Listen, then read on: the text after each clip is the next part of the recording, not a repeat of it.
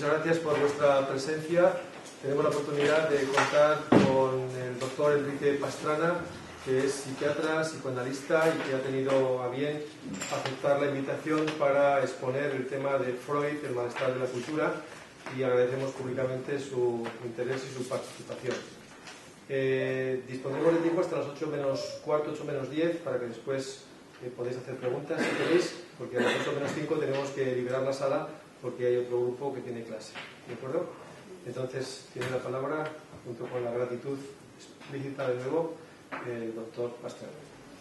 Bueno, pues buenas tardes y en primer lugar agradecer al profesor Javier Blázquez esta oportunidad de estar con vosotros y tratar de exponeros sobre el texto freudiano, el malestar en la cultura, algunas notas.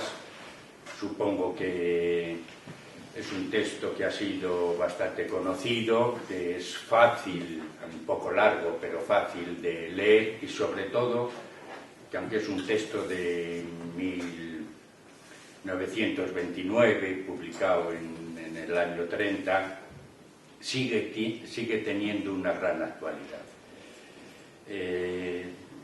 La traducción que se ha hecho del malestar en la cultura, a veces en castellano, nos llama un poco la atención, porque el término alemán cultura, Kultur, significa civilización. Entonces, en las primeras traducciones que se hicieron en castellano de las obras completas de Freud, se empleó malestar en la cultura y en castellano ha quedado con ese nombre. En cambio, en las traducciones francesas, inglesas de las obras de Freud aparece como en alemán el malestar en la civilización, porque de lo que habla Freud en ese texto es los problemas, diríamos, el malestar que supone el vivir con los demás, el vivir con otros, es decir, el concepto, diríamos, amplio de qué es eso de la civilización y los problemas que supone,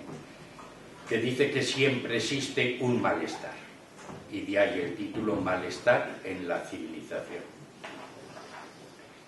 Sigue siendo, como os decía, un texto actual.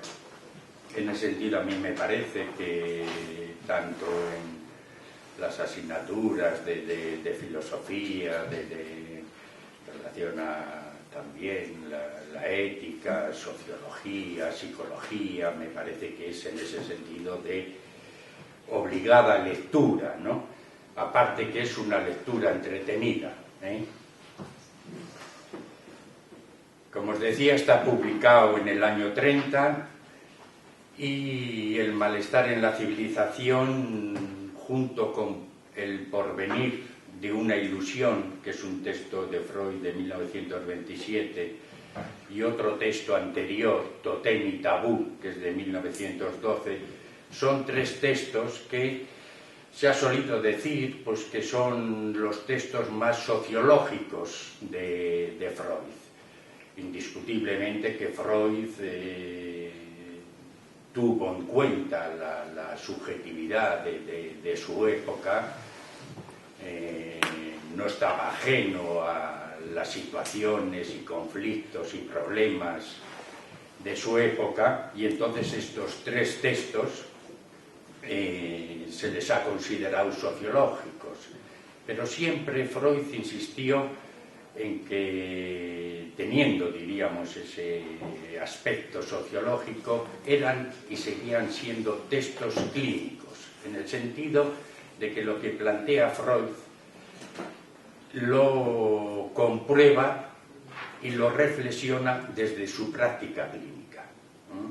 Por ejemplo, el malestar en la civilización, que puede sonar muy amplio, el malestar, diríamos, en la convivencia, el malestar en la relación con los otros, Freud lo escucha y lo recoge de sus casos clínicos, de lo que supone, diríamos, la existencia y la convivencia con el otro. Eso lo escucha en las quejas, diríamos, y en la sintomatología de los pacientes. Entonces son textos estos tres que muchas veces le preguntaron en vida a Freud de si quería modificarlos, y siempre comentó que no, que les mantenía igual que les había escrito. Y esto no suele ser, o no solía ser habitual en Freud, porque naturalmente era un hombre crítico que, según también la experiencia, el desarrollo también de las ciencias humanas, ¿no?, pues iba también, aparte de por su práctica clínica, pues haciendo modificaciones en obras que él había escrito. Pero en concreto, en Malestar en la cultura, en la civilización, comentó que no quería cambiar absolutamente nada. En ese sentido lo mantuvo, incluso dicen, tozudamente, ¿no? Y que eso no está reñido con la crítica que Freud realizaba sobre su obra, que muchas veces era, diríamos, muy exigente, y en concreto sobre el malestar en la cultura dice lo siguiente: ninguna de mis obras me ha producido tan intensamente como esta la impresión de estar describiendo cosas por todos conocidas, de malgastar papel y tinta, de ocupar a tipógrafos e impresores para exponer hechos que en realidad son evidentes. Uno de los múltiples biógrafos de Freud, Peter Gay, incide sobre el carácter incluso sorpresivo que ha tenido para Freud y para la obra de Freud la trascendencia en concreto de esta obra, de este texto. Y dice así: en aquel momento Freud no podía imaginar que en realidad ese ensayo iba a ser uno de sus escritos más influyentes. Esto a veces ha ocurrido con algunos textos de Freud, y por ejemplo recordarles el famoso texto también freudiano de la interpretación de los sueños, que a lo largo, diríamos, del tiempo y de los años ha ido cogiendo una mayor importancia y una mayor difusión, porque incluso en tiempo de Freud se comenta, ¿no?, como pequeña anécdota, que la interpretación de los sueños tuvo una tirada de 500, 600 ejemplares y que en vida vino a vender por cerca de 300, ¿no? Entonces el malestar en la civilización ha tenido una repercusión, y es un texto que se ha seguido leyendo, estudiando, que se le ha concedido, diríamos, una importancia. Freud lo escribió para intentar dar cuenta de ese malestar que forma parte de la humanidad.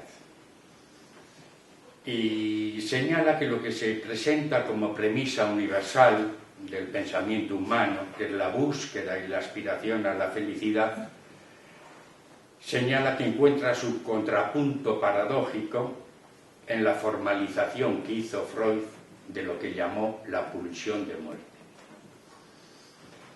Esto lo trabajó Freud ya anteriormente. Hacia el año 1920 escribió otro texto conocido que es Más allá del principio del placer, y que tiene ese título de Más allá del principio del placer porque lo que señala Freud es que hay un más allá del principio del placer que regula, diríamos, al ser humano. Que el ser humano no queda regulado por lo que podría pensarse simplemente por el principio de placer, que sabéis que siempre después en los dualismos Freud establecía principio de placer y principio de realidad. Entonces, con el señalamiento que dicen más allá del principio del placer, lo que viene a señalar, y eso ha sido, yo considero, pues de mayor escándalo en el planteamiento freudiano, es que en ocasiones, y a veces más frecuente de lo que se piensa, el bien del sujeto no coincide con su bienestar. ¿Esto qué quiere decir? Freud descubre en su clínica que, por ejemplo, la persistencia del síntoma de la enfermedad, que naturalmente no coincide con el bienestar de quien lo sufre, constituye un bien para ese sujeto. Cuando empleamos el término sujeto en psicoanálisis, vamos a tratar de dar una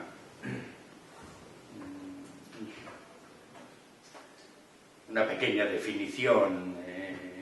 Lacan emplea que es el individuo, la persona, el individuo afectado de inconsciente. Porque el planteamiento freudiano es que el sujeto, que él llamó sujeto del inconsciente, no es el individuo en el sentido de la voluntad, de lo que se ha entendido el yo. Entonces, esta situación de que muchas veces el bien no coincide con el bienestar, yo considero que es un punto que ya supuso en su época y sigue suponiendo, porque incluso para la razón, para el pensamiento, nos sigue siendo algo escandaloso. Cómo poder pensar, cómo poder con la razón entender que no coincida el bien de un sujeto con su bienestar. Es decir, ¿por qué en el sufrimiento puede haber una satisfacción? Esto Freud lo llama satisfacción paradójica.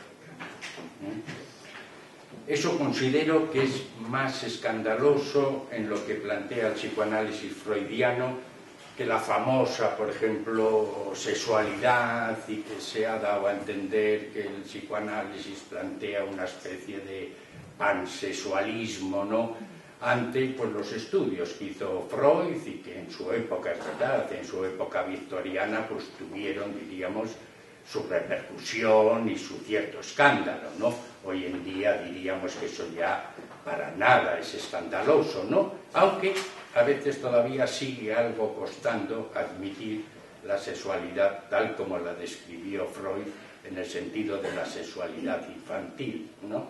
Y tratar de dar cuenta de que el niño no es ese, diríamos, bien intencionado, ¿no?, sino que la sexualidad, diríamos, forma parte desde la infancia, ¿no?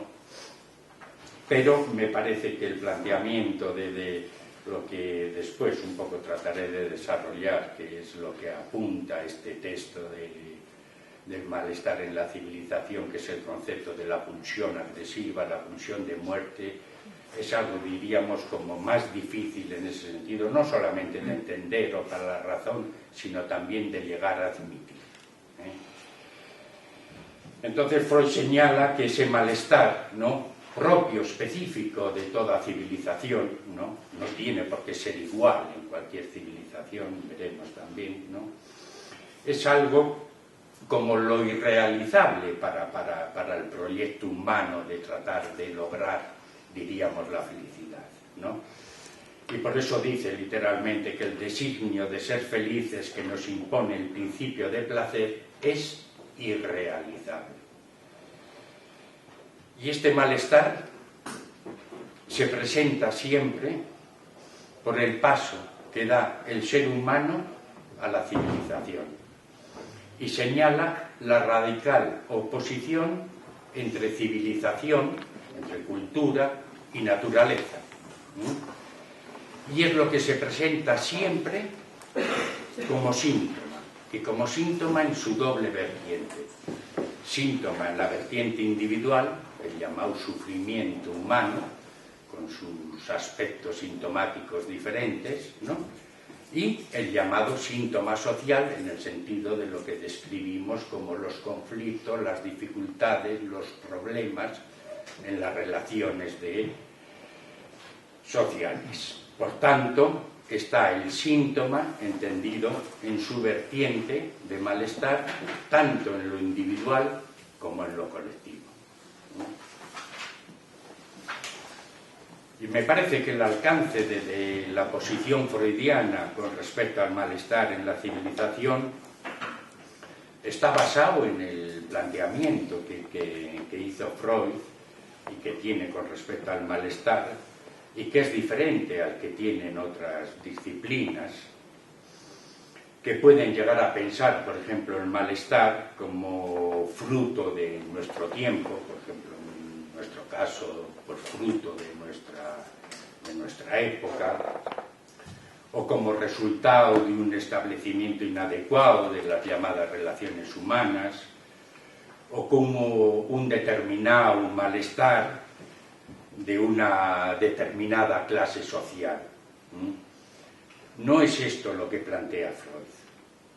Por eso no es tampoco ninguna añoranza de que los tiempos pasados fueron mejores, ni es una nostalgia, y lo señala así Freud en el texto, del buen salvaje, ¿no? De que en ocasiones podemos pensar que los salvajes o los primitivos sí tenían felicidad y nosotros no.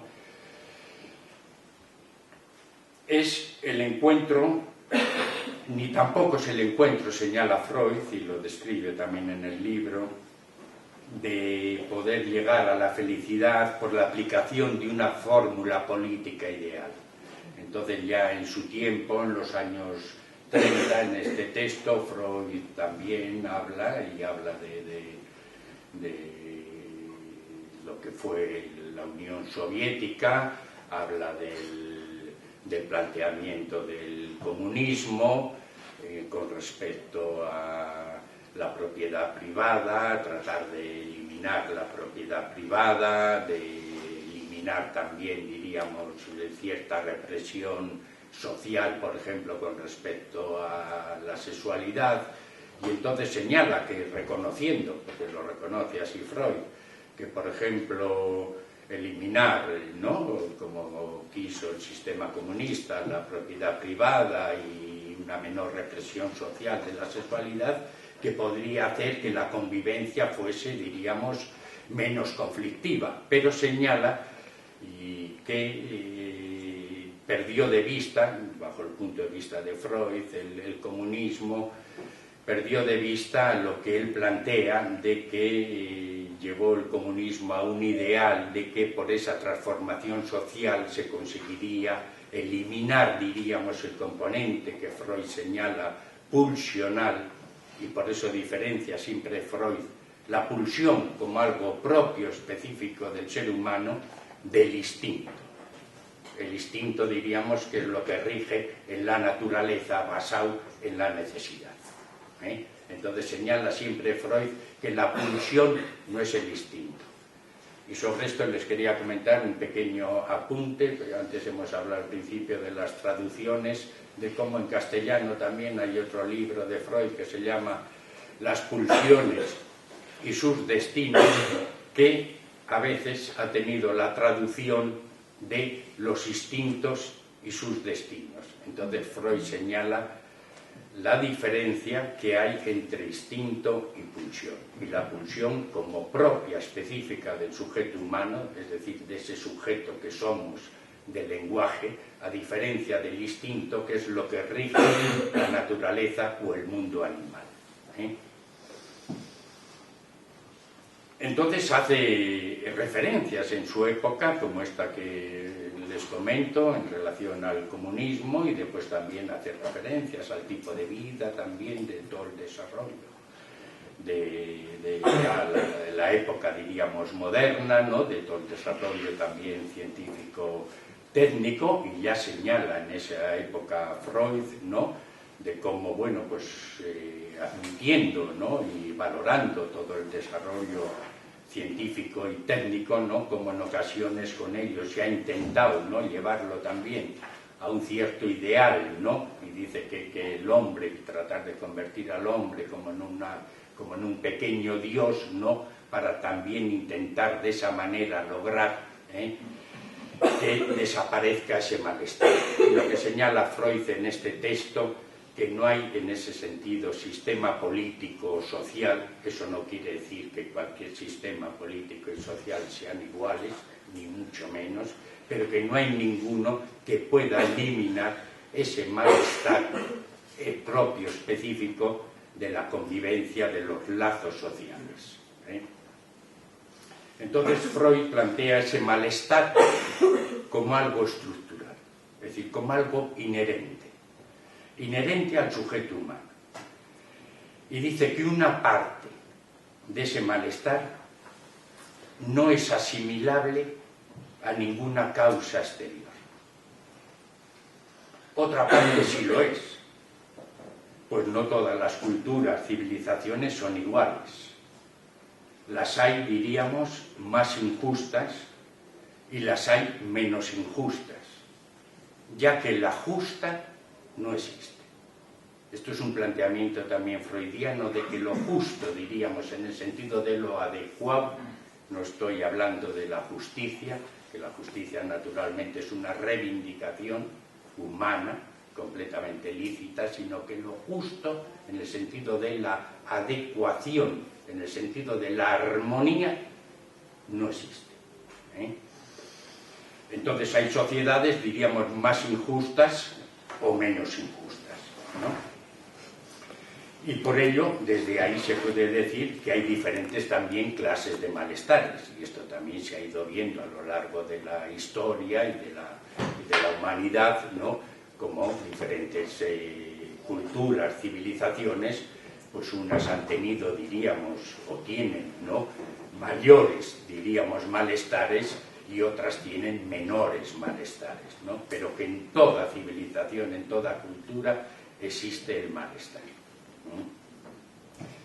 Entonces pareciera que ante esto que plantea Freud como estructural, como inherente al propio sujeto humano, en su propia constitución, ¿no?, como sujetos del lenguaje, parece que llevaría a preguntarnos de si es entonces algo que llevaría a una especie de fatalismo de lo inevitable, o que se va a promover entonces una especie de resignación ante el destino. Y no es esto, no es esta la opción que plantea el psicoanálisis, que planteó Freud. Y él señala a lo largo, eso ya es de toda su obra, ¿no?, que el poder abordar ese malestar estructural inherente al sujeto humano, intentar desentrañar sus causas más complejas, significa poder asumir eso que en el sujeto existe, que sirve, dice Freud, para poder afrontar la parte de malestar en la que sí es posible la transformación, en que sí es posible, diríamos desde ahí, una otra manera de cultura, ¿no?, una otra manera de lazos sociales donde no tengan que ser, y por ejemplo, lo sabéis, tanto en nuestra época como el famoso siglo XX, ¿no?, donde destaca y destacó, y en ese marco está escrito este texto, diríamos, la gran violencia y destrucción de la humanidad. Y él señala que el psicoanálisis puede llegar a plantear, al dar cuenta al sujeto de ese malestar estructural, específico, inherente al humano, poder llegar a encontrar unas otras maneras que no sean esos lazos sociales basados en la destrucción y en la violencia. Pero para eso, y esta es una expresión de Jacques Lacan, que como conocéis es un psicoanalista francés más actual, ¿no?, que se le considera, diríamos, que es el que tomó la obra freudiana, ¿no?, y la reactualizó, diríamos, a la época nuestra, señala que para eso hay que estar advertido. Es una expresión de Lacan, advertido. Tenemos que estar advertidos, por ejemplo, de este planteamiento que hace Freud, del malestar, diríamos, inherente al sujeto humano. Y que poder estar advertido, y también lo que advierte el psicoanálisis y lo que advierte, diríamos, la práctica analítica y lo que advierte también la cura analítica, es con ese estar advertido de eso, poder hacer de una otra manera. Nunca podrá ser la manera, diríamos, justa, armónica, adecuada, diríamos, de lo que se puede entender de la felicidad, la armonía, pero sí unas otras maneras a este incremento que, por ejemplo, se vivió en el siglo XX y que se está viviendo también en el siglo XXI, donde parece, ¿no?, que la violencia y los diferentes malestares, el racismo, la segregación, la violencia sobre el semejante, bien sea sobre la mujer, sobre el niño, sobre el anciano, sobre el otro, va en aumento. Entonces, una pequeña localización histórica de este texto es el tiempo de la Gran Depresión de los años 1930, ¿no?, esa crisis económica mundial, ¿no?, que durará y que toda la década de los años 30, y que una de sus consecuencias más trágicas fue el ascenso del nazismo. Este texto, por tanto, está un poco en la antesala, diríamos, del Holocausto. Se admite que Freud, juntamente con el filósofo Franz Rosenberg, también con Walter Benjamin, con Franz Kafka, entre otros, se adelantaron con sus trabajos y con sus textos a lo que estaba por venir, a lo que estaba por llegar. Es decir, al racismo, a la segregación, a la violencia y al horror del Holocausto. Y por eso se les denomina a estos autores, se incluye también a Freud, como avisadores del fuego, que, como sabéis, es una expresión de Walter Benjamin con la que designa a quienes avisan de catástrofes inminentes para tratar de impedir que se cumplan. Son todos estos autores anticipadores y perteneciendo a su época, a esa cultura que también se ha venido a nombrar casi de aquellos años como esa cultura del olvido, ¿no?, que apelan a una capacidad analítica para tratar de dar cuenta de este malestar tan enorme que hubo en el siglo XX. Podemos decir desde ahí que supieron leer su tiempo, su época. Ese tiempo y esa época, que aunque sea de 1930, que sigue siendo el nuestro, sigue siendo nuestro tiempo. Naturalmente, ahora con un incremento y un mayor desarrollo científico-técnico, que puede ser incluso llegado a ser considerada como una nueva religión, aparte de las religiones tradicionales. Esta época en la que vivimos, caracterizada por este individualismo que se ha venido a llamar el individualismo moderno, este individualismo neoliberal del yo a lo mío y sálvese el que pueda, en nuestra sociedad curiosamente llamada del bienestar, dominada por este frenético consumo excesivo del objeto hasta consumirnos, porque nadie estamos ajenos a ello. Como sujetos ninguno estamos ajenos a ser consumidos en ese consumo, en esa loca búsqueda de la completud imposible que plantea el psicoanálisis y que casi parece que responde a ese imperativo yoico del yo, lo yoico, de ser y de tener. Es un pequeño apunte nada más para no apartarme del texto que estamos y que tenéis como trabajo. Es un pequeño apunte que hago y a nuestra época, y esto está trabajado, si alguno estáis interesados, lo podéis leer en este psicoanalista que os nombraba, Jacques Lacan, en lo que él planteó como los discursos, y podemos entender el término discurso como lo que viene a regular, diríamos, el lazo social, dando cuenta siempre de la parte imposible que recordaba antes.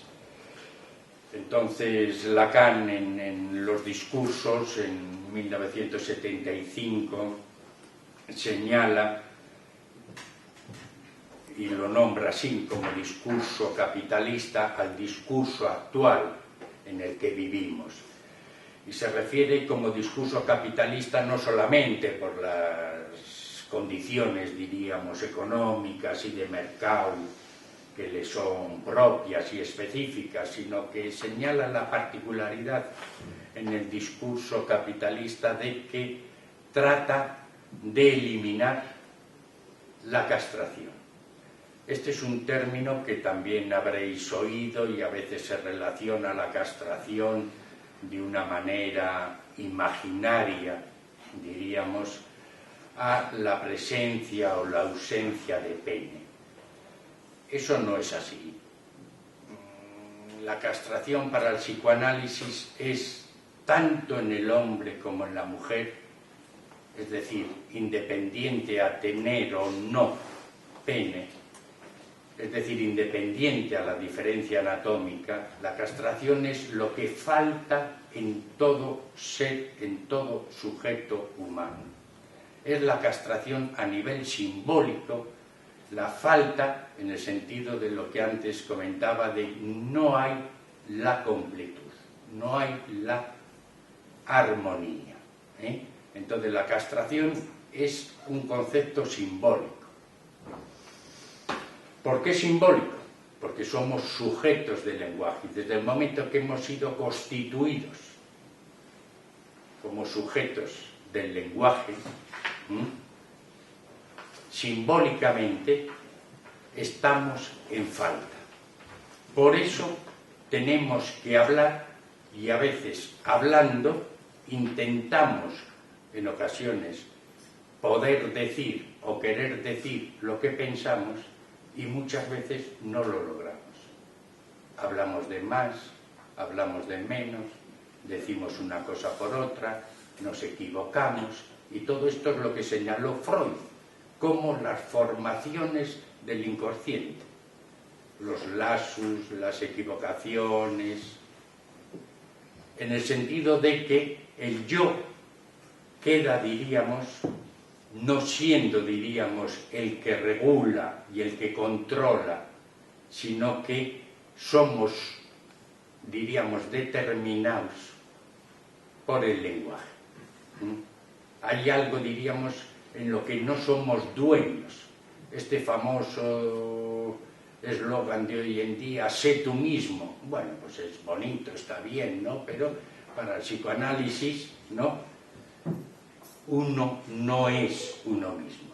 Esto está no solamente en psicoanálisis, sino que está muy bien recogido en la poesía, ¿no? Yo es el otro, ¿no? Es decir, que sí, también somos naturalmente yo, somos persona también, ¿no? Somos individuo, ¿no? Pero no podemos ser yo mismo, porque el inconsciente, la determinación simbólica, la determinación del lenguaje, diríamos que nos juega en ocasiones malas pasadas. ¿Quién habla, diríamos, cuando soñamos? ¿Quién ha hablado cuando nos equivocamos? Es el planteamiento del que da cuenta Freud en lo que llamó formaciones del inconsciente. Pero no quiero extenderme más en eso, entonces os señalaba cómo ese discurso que Lacan llama discurso capitalista es diríamos, este fenómeno del individualismo moderno, donde es esa especie de yocracia, de ese dominio, ese intento de dominio del yo, tratando de eliminar la castración, que como señalaba es la castración simbólica, que después naturalmente tiene a nivel imaginario, por tanto a nivel del cuerpo, una apoyatura durante la infancia. Eso es verdad también, pero la castración es el concepto de la falta a nivel simbólico.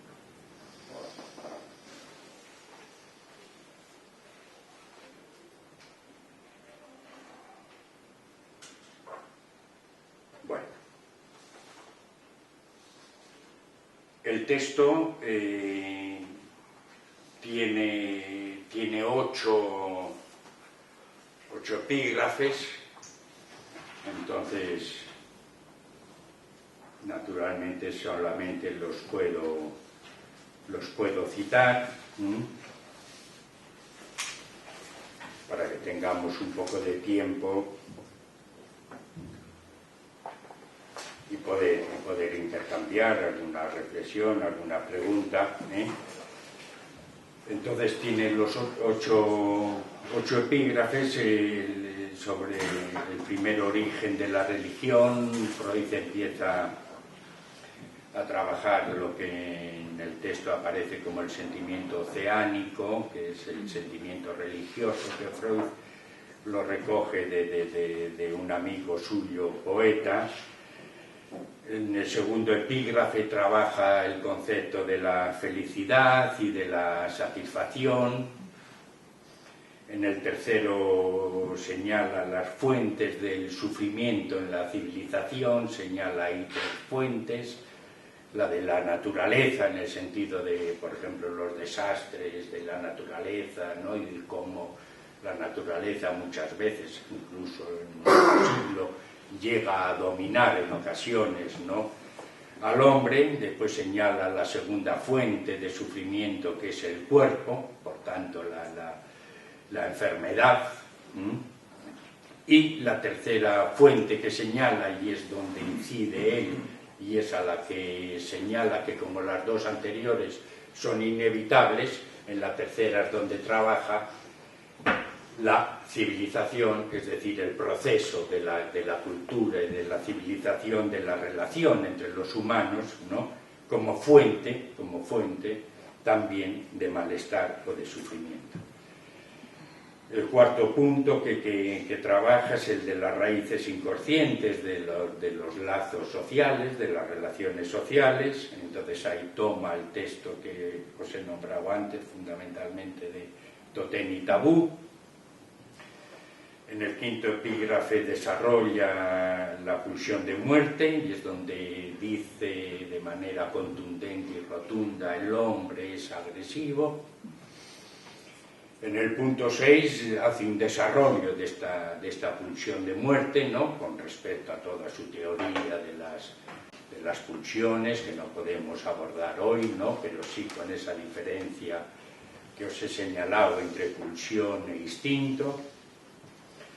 En el capítulo 7 trabaja el tema del superyo. Ya sabéis que este texto del malestar en la cultura forma parte de la época donde Freud desarrolló lo que se llama su segunda tópica. La primera tópica fue la de inconsciente, preconsciente, inconsciente, y la segunda tópica freudiana es la del ello, yo y superyo. Pues el texto El malestar en la cultura se integra dentro de esta llamada segunda tópica freudiana. Y el octavo epígrafe del texto es lo que Freud describe como sentimiento de culpabilidad, que no es la razón de culpabilidad, sino sentimiento de culpabilidad inconsciente. Lo pone en relación y lo desarrolla con respecto al superyo, y da cuenta del incremento, ¿no?, del desarrollo, el incremento de este sentimiento de culpabilidad como pago, diríamos, como precio también al hecho de el pasaje a la cultura. Entonces estos son los 8 epígrafes de este texto, que, insisto, que es de 1930, pero que tiene una vigencia y una actualidad reconocida por casi todas las disciplinas, que es un texto además bonito, entretenido de leer, y que aporta muchos conceptos. Yo he intentado, he traído muchas cosas, aportar algunos puntos. Sí, puede serviros para haceros más fácil la lectura, pues me alegraría, y es lo que os puedo decir, y tener ahora estos minutos para, si queréis comentar o preguntar, o que podamos un poco intercambiar. Muy bien. Bueno, pues gracias al doctor Pastrana por su magnífica exposición. y ahora abrimos turno de preguntas, dudas, comentarios, que seguro que permitirán aclarar algunas ideas y conceptos que merezcan profundizarlas. A ver.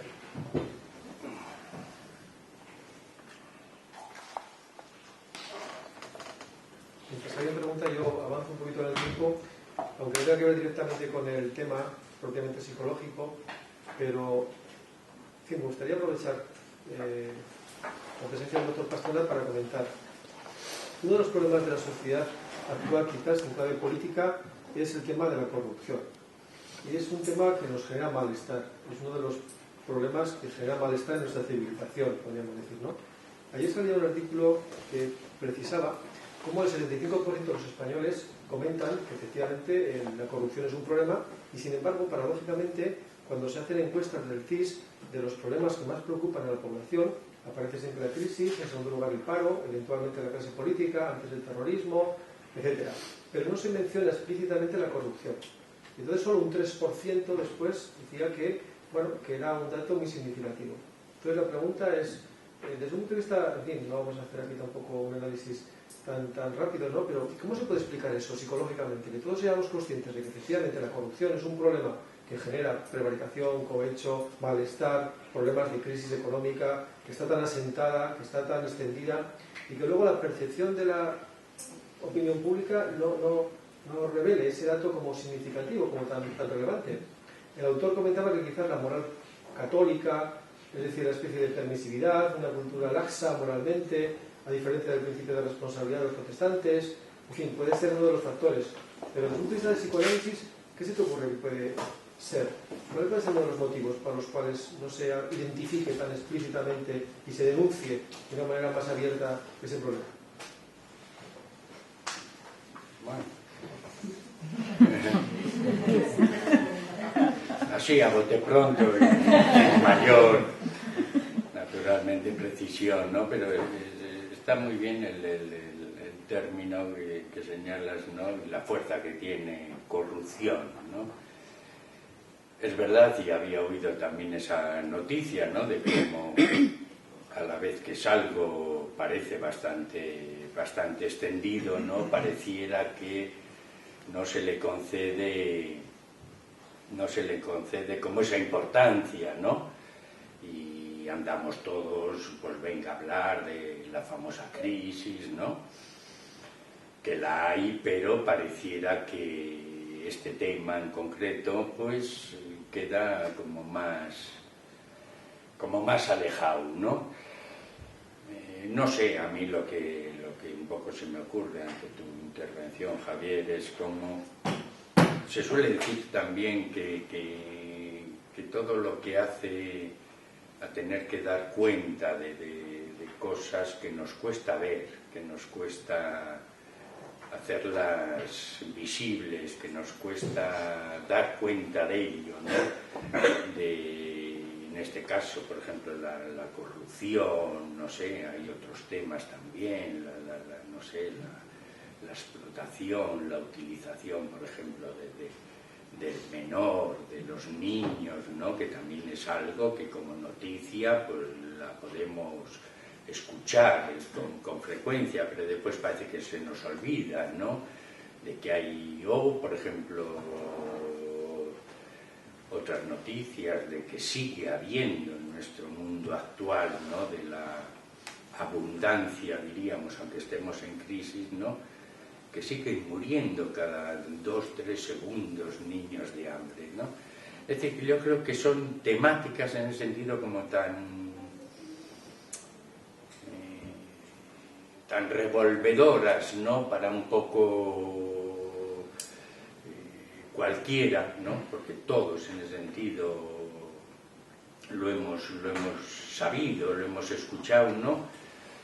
Que por eso se trata, me parece un poco, bueno, y es una cierta, diríamos, un poco como actitud, un poco de defensa, pues de tratar un poco de no ver, es lo mismo que se ha dicho con estas temáticas que he nombrado, la que has dicho tú, otras, ¿no? De que lo que cuesta, diríamos, hacer un poco visible las cosas, ¿no? Y cómo se convierten casi un poco en cosas que aunque existen, porque sabemos que existen, y ahí está toda la información, incluso está todo el mundo de la imagen, se hacen casi un poco como invisibles, ¿no? Y funcionamos, y seguimos funcionando, ¿no? Como si no pasara nada. Es decir, ahí sí Freud, por ejemplo, llegó a plantear que no queremos saber. ¿En qué sentido decía? No ya por no querer saber en lo que podemos entender un saber académico, un saber referencial, ¿no? Sino que no queremos saber como sujetos. Como sujetos no queremos saber. Es decir, un poco, bueno, deja, o sí, pero, ¿no? Y entonces ese querer saber, ¿no? Y tener que dar cuenta, diríamos, de lo que es. Porque es lo que plantea Freud. Bueno, si la corrupción está en el otro, tomando tu ejemplo, como él dice, si por ejemplo la maldad está en el otro, ¿por qué no va a estar en mí? Si muchas veces nosotros pensamos y sabemos de nuestra maldad, incluso también cómo no vamos a pensar o saber de la maldad del otro. ¿No? Pero son temáticas de que cuesta dar cuenta, porque rompen con el concepto, diríamos, de lo armónico, de lo que debe ser, de lo que debería ser, y rompe un poco el esquema, diríamos, lógico, racional, todas estas temáticas, ¿no? Y un poco lo corrupto, ¿no? Es un poco como la miseria, como la miseria humana, diríamos, ¿no? Entonces, cómo dar cuenta, cómo hacer un poco con la parte, diríamos, de la miseria humana. Y la miseria humana no como algo despectivo, como algo condenable, ¿no? Sino tomado desde ese registro de lo que es, que quizás no debiera ser, pero que es en el sujeto, en el hombre, ¿no? Una aproximación, sí, Javier, sí. Bueno, yo tengo un montón de preguntas, pero como veo que vamos escasos de tiempo, voy a intentar elegir una. Sí. Hace en el 8º capítulo una suerte de analogía entre el desarrollo cultural y la evolución individual, y habla de una suerte de super-yo cultural o algo cultural, así. Dice, sí. Y bueno, no me puedo meter mucho en el jardín del psicoanálisis porque no lo manejo, pero me preguntaba, en estos tiempos de la posmodernidad, de la modernidad líquida, etcétera, ¿cuál es el padre que vamos a matar? Porque me parece que son tiempos precisamente que de alguna manera nos llevan a, ¿no? Bueno, o por lo menos así lo reivindican algunos, han desaparecido todos los metarrelatos, todos los grandes ideales, etcétera, y bueno, es una pregunta así que me ha surgido leyendo ese capítulo, que igual nos lleva un poco por el camino que estabais ahora mismo tratando, ¿no? Sí. ¿Sí querías exponer algo más? No, bueno, esta era una pregunta que me he hecho que no sé si tiene respuesta, pero lo que un poco a mí me sugiere tu intervención, ¿no? Dices en un poco el desarrollo, diríamos, clásico, un poco del concepto de super-yo en Freud, ¿no? También la época de Freud, la relación que has hecho también al concepto diríamos, del padre como concepto de los ideales, los relatos, ¿no? Históricos, ideológicos, ¿no? Del siglo XX, y que se acepta que vivimos ahora en unos tiempos donde sin que eso se haya acabado, pero se suele comentar que se está ya en otra situación, ¿no?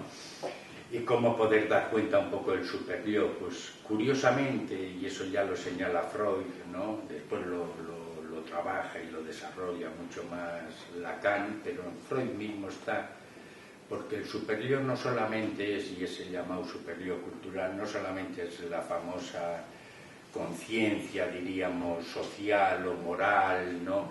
En relación a unos determinados, diríamos, ideales, y por tanto una cierta culpabilidad ante lo que no se logra, sino que dice así Freud, que cuanto más se renuncia a todo lo pulsional, curiosamente el superyo se incrementa. Esto lo que viene a señalar es, y antes ante la pregunta de Javier, de que cuanto más bueno se quiere ser, señala Freud, ¿no?, más superyo existe, en el sentido de que tenemos que hacer también, y que por tanto hay que dar cuenta, diríamos, con lo pulsional del sujeto, ¿no? Hoy en día se comenta que vivimos en esta época donde parece que está todo permitido, hay casi como una cierta exhibición, diríamos, de tratar de gozar, de obtener la satisfacción inmediata, y pareciera pues que no hay superyo. Y señala, por ejemplo, Lacan, que se incrementa, porque lo que va exigiendo cada vez más, porque como en esa satisfacción hay esa parte que señala el psicoanálisis, esa parte imposible, ¿no?, y que, por ejemplo, con el consumo se trata, por ejemplo, de evitar, y el consumo hay que entenderlo no solamente el consumo de objetos, sino, por ejemplo, el consumo de relaciones, ¿no? El objeto puede ser el otro, y es el otro, eso no quiere decir tratar al otro como un objeto, sino que la relación del objeto puede estar en la relación con el otro, sea hombre, mujer, ¿no? Entonces se consume eso, ¿no?, intentando, diríamos, obtener una satisfacción, ¿no?, y no se logra. Y eso mismo va reforzando cada vez, dice así Lacan, un superyo que va exigiendo cada vez más a ese sujeto seguir, diríamos, él dice así, gozando más. Es decir, como un imperativo de goce más. Pero claro, el término goce es un poco difícil, si me permitís, porque en castellano tiene la referencia más próxima, diríamos, a lo que pudiese ser lo placentero. De acuerdo, puede estar una parte, diríamos, del goce entendido como la satisfacción o lo placentero, pero, por ejemplo, Lacan describe el goce como también la parte, por ejemplo, sufriente. Y, por ejemplo, para eso toma, por ejemplo, la famosa imagen, por ejemplo, de la Virgen con su hijo Jesucristo, por ejemplo, en la estatua de Bernini, ¿no?, donde en la cara, diríamos, de dolor, ¿no?, de esa estatua, de esa imagen, ¿no?, poder dar cuenta de lo que él llama como esa otra satisfacción, esa satisfacción paradójica que antes les comentaba, que describe Freud, ¿no? Entonces no solamente es el desarrollo, diríamos, de lo placentero, sino que puede lindar también con el sufrimiento. Y eso es, en la situación actual, por ejemplo, un imperativo, ¿no?, superiórico, en ese sentido, ¿no? No sé si un poco intento o puedo transmitir un poco ante lo que me ha sugerido tu pregunta, ¿eh? Perdón, si quieres alguna otra pregunta, casi sería preferible, igual que quería atender un poquito afuera, es que nos han pedido que a las 8 dejemos la sala porque hay otro grupo que va a utilizar el aula. Así que agradecemos muchísimo la conferencia del doctor Pastrana, también su presencia, y creo que merece un fuerte aplauso.